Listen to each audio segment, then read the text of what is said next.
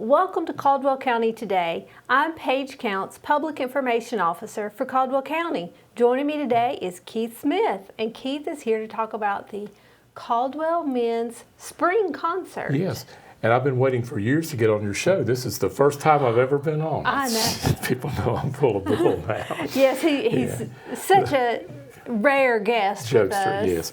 It is our Caldwell Men's Chorus Spring Concert. Our fall concert was the first time we had sung since pre-COVID, so we were very delighted. You and I are talking about coming back from COVID, and we're very delighted to get to do that. But this spring concert just builds on the fall, and I'm very delighted with this one because we have some wonderful music. We have great guys who sing, and we'll talk about them. But it's not only will the music be good, but you always tell me I have surprises or Keith touches, you call them. Yes, Keith touches. There are Keith touches. And and I'm not exaggerating, I have more in this concert than I've had in any recent play or concert of memory. So you got to come to see these surprises, which I think will please people. To give people an idea, if we go back to one of your productions that you do with the Hub, what might have been one of the surprises in one of those productions? Well, having animals on stage. At the end of, it used to be Dixie Swim Club, it's now called Sweet Delilah Swim Club. It just ends with the girls going out on the beach, their friends.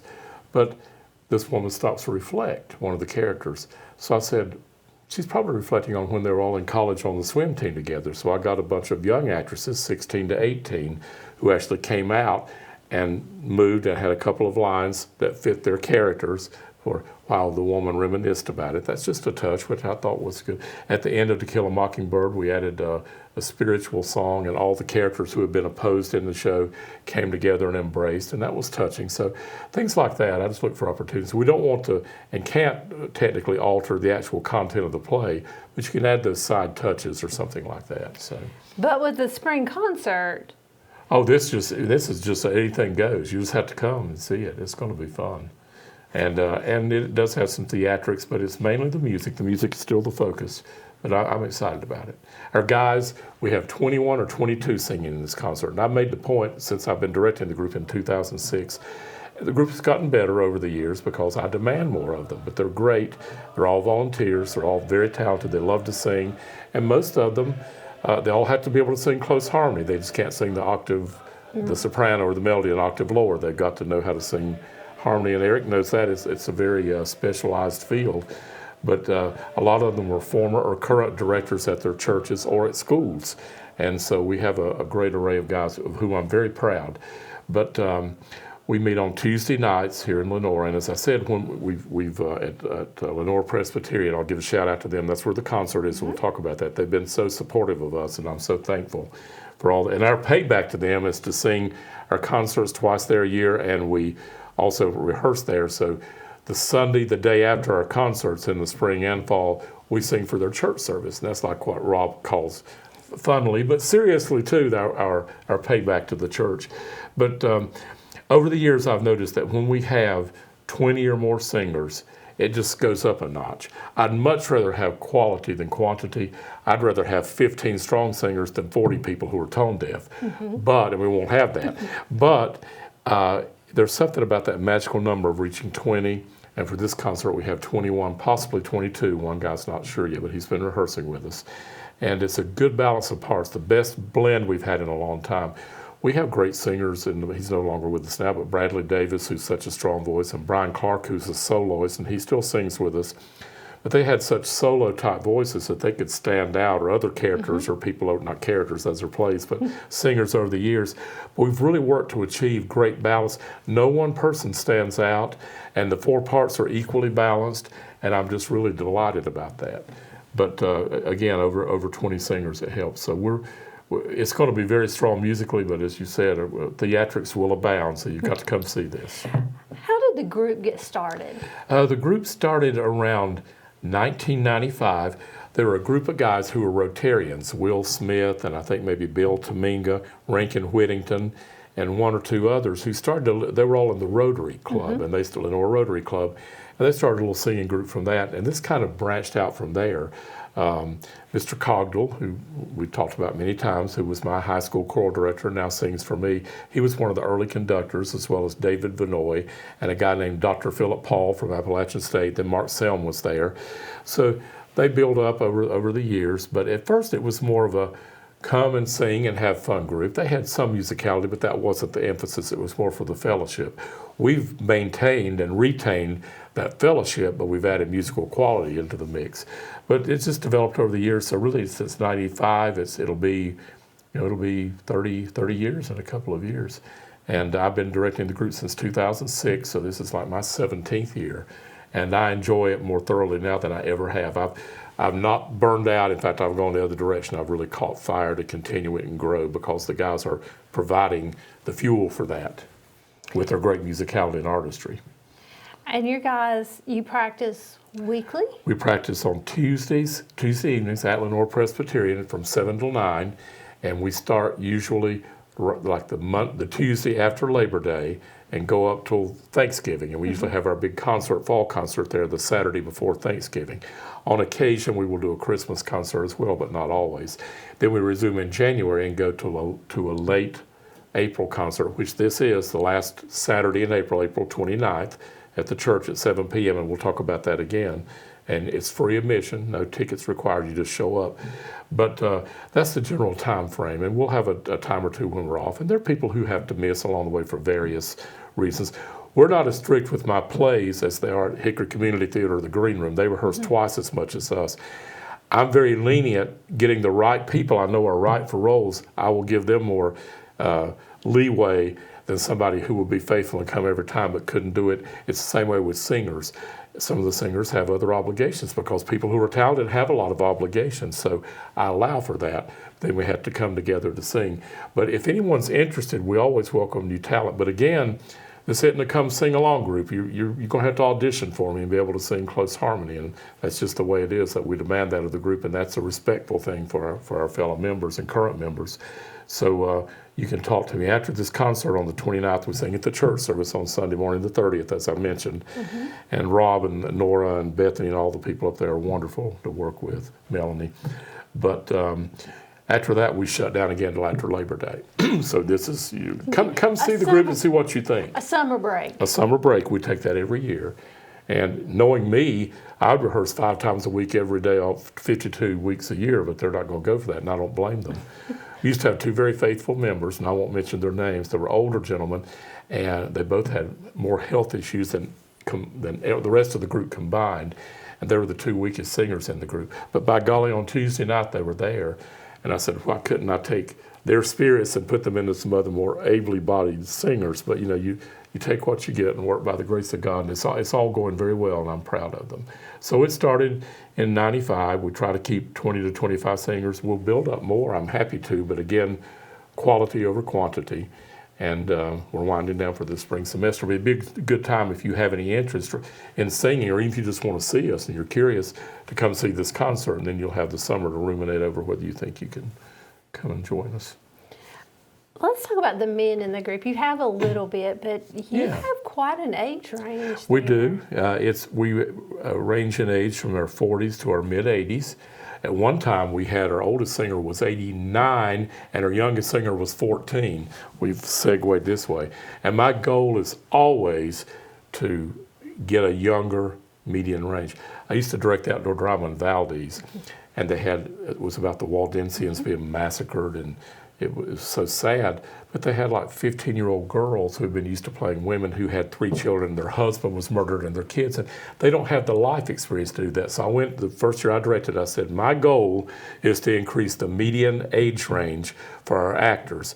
And I asked everybody to say, how you think you can contribute to this play? And one woman who was in her mid-40s at the time, this lady named Danielle, she said, I can increase the median age. I said, good answer. Well, we're the opposite with men's chorus. We're aging out. And most of our members are in their 60s or 70s or 80s. We do have a few in their 50s and late 40s, but we're always trying to encourage young men. This would be a great opportunity. And we're not trying to compete, just like with my Yes Girls in the past, the youth ensemble singers. We're not trying to compete with churches. We're not trying to compete with school courses. We want to enhance those and cause people's interest in those. But I hope that a lot of high school young men whose voices have changed will be willing, or if they haven't changed, come sing soprano if you can do it. But we want to encourage them to come join us to keep lowering that age range and get fresh blood in.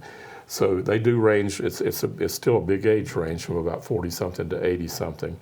And I'm just going to tell you the guys. Go right down the list. Okay, let's just go down Our the first list. tenors are Mr. Caldwell says, when all your tenors are there, he calls them yours. Well, they're ours, Mr. Caldwell, yours too. But when all of our tenors are there, he says, these are the best tenors around, the best tenor sound around. And he's right. We've got Jonathan Duncan, who's also the treasurer of the group now. We have Glenn Neal, who's the secretary of the group now. We have Doug McCowan, who's the vice president of the group now. They all three sing first tenor along with Brian Clark. And so I said, you got to be a first tenor to be an officer. That's not true. Alan Norrod is actually the president of the group, and he's a bass, but he can sing tenor as well. So those are the 4 first tenors, Brian and Glenn and John and Doug. Then we got 6 second tenors. The second tenors are Kevin Parrish and Ken Twing and Cheryl German and Reggie Green, and 2 new singers who are wonderful, Dwayne Mazingo and Kyle Canterdy, who I've sung with for years, and I'm so happy he's with us. Great musician, great guy. He's actually, as he's getting he's not old, but a little older, his voice is going down. He's going to transfer to baritone next semester. So that's 10 tenors we have right now.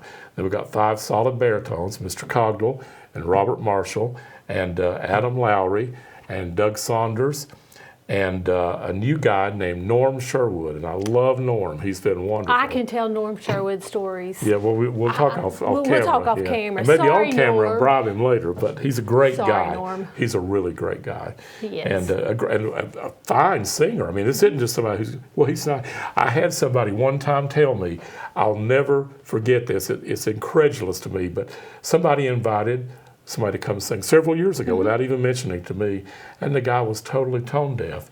And I think he realized he didn't really fit into the group, and so I didn't really have to say leave. He did it on his own. And I asked the guy that brought him in, I said, why did you invite him? He said, well, he looked like he could sing. it's like Goober and Floyd looked like they could fix that bee's freezer, but that's not the case. But Norm is a great guy and a great singer. And then our bassists, we have 7 current bassists. And those are Rankin Whittington, one of those original members I mentioned. Carol Hoyle, who just joined us this semester from Valdez, who's a fine singer, and I play bocce with him a lot.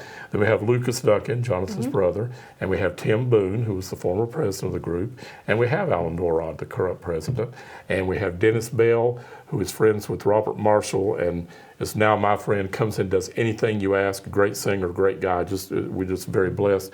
And John McDaniel, whose father used to be the bishop of the whole Lutheran Church in Catawba County and this Unifor area.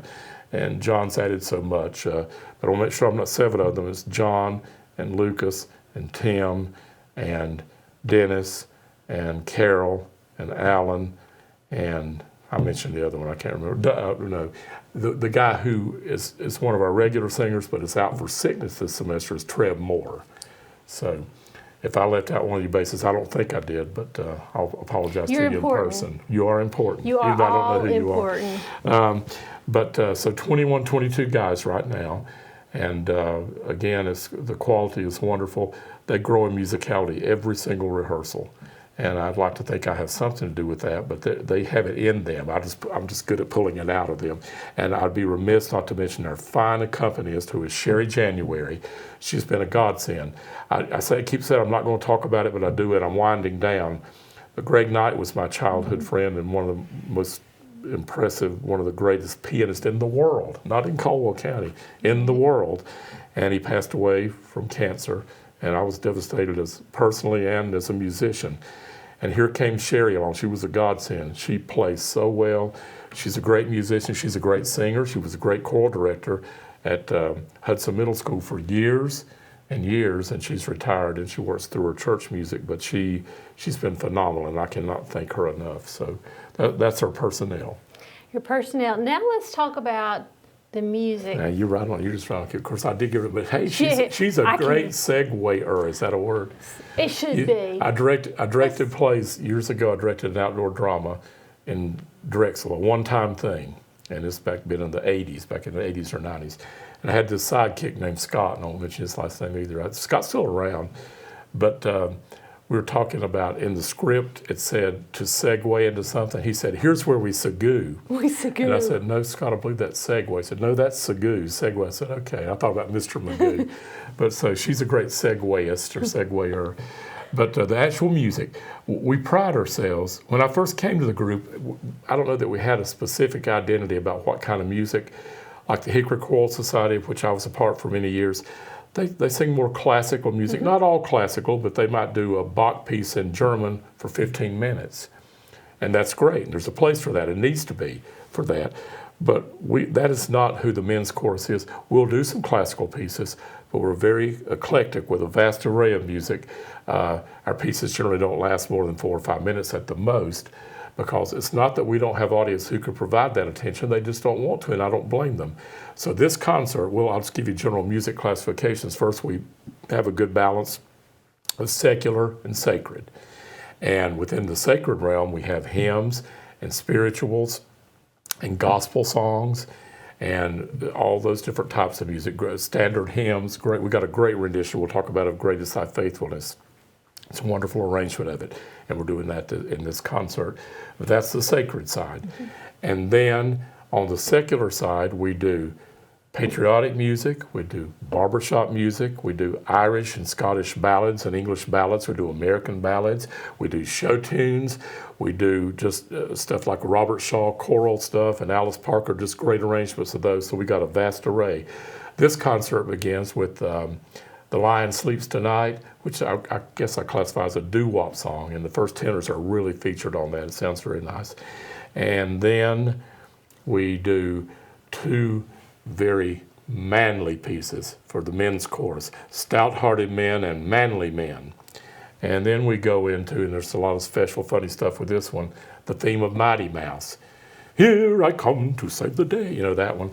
And there are going to be some funny touches in that. And then we do Loch Lomond, the Scottish ballad, with featuring Ken Twing, who's a second tenor, and is our soloist on that piece. And then after that, we go into 2 barbershop numbers. We do, and we got some special stuff with them too. You'll have to come see. Let Me Call You Sweetheart and Heart of My Hearts. And then we conclude the first act with a piece from The Lion King, Can You Feel the Love Tonight? And Glenn Neal is featured as the soloist on that piece. And these are all very special pieces that we do well. I'm very proud of our men. Then after intermission, we have the sacred side, and it's not as long. And there are other things worked into all this. But the sacred songs, the first one is Just a Little Talk with Jesus, which is a gospel number. And then we do Joshua Fit the Battle of Jericho. And Sherry just tears that one up. It's got a lot of soul. It's a special arrangement of that. And then we do Great Is Thy Faithfulness, which is a great standard hymn, but this is a beautiful arrangement, which is one of our signature pieces. 2 of our real signature pieces were Away from the Roll of the Sea, which Tom Davis, who is now deceased, loved, but he would make fun of it because they used to do it before I got there time after time. And he said he was tired of it. And if we were missing a piece, we'd accuse him of throwing a piece of that music away. But we dedicated that to him in our last concert and retired it. So I'm not doing that anymore. And then Battle Hymn of the Republic, who really only Greg could play the way he could play it. But that was really our signature piece. So many people say, you can't take it away. Well, we did, and it is a loss. It is a sacrifice, but we do that in honor of Greg. But another one of our stables is Great Is Thy Faithfulness, and you will love this arrangement. Then we conclude with this very upbeat, spiritual, gospel choir number, like a gospel choir, clapping, singing, Praise His Holy Name. And it's a very challenging piece. We're going to be adding some instrumentation on that, and we'll even have Presbyterians up dancing and shouting around the aisles. Not It'll be the first time ever, yeah. And we're going to put things in the seat to make them jump up. No, so that's our concert, and again, it's Rob, your church is changing. Rob's Just so kidding. funny. Yeah, Rob knows I'm kidding. But so that's what we're doing. 7 basses. I'm going to make sure I didn't miss any. Dennis Bell, Lucas Duncan, Carol Hoyle, Rankin Whittington, Tim Boone, John McDaniel, and Alan Norrod. There we go. And Trev, who's out for this semester, but But hope Trev he'll be has been there. with you for a long He's been there time. since, I think he was there when Joshua was actually fighting the Battle of Jericho back in the old days. We have it, well, that's giving away stuff, not going to go any further.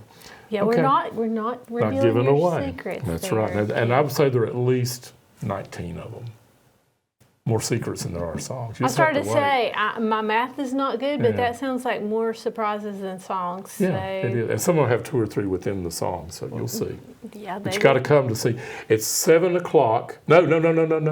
It's 7:30 on Saturday evening, April 29th, a week, well, whenever this is airing, it'll probably air next week, but it's April 29th, 7:30 at Lenoir Presbyterian Church. That's 1002 Kirkwood Street Northwest in Lenoir.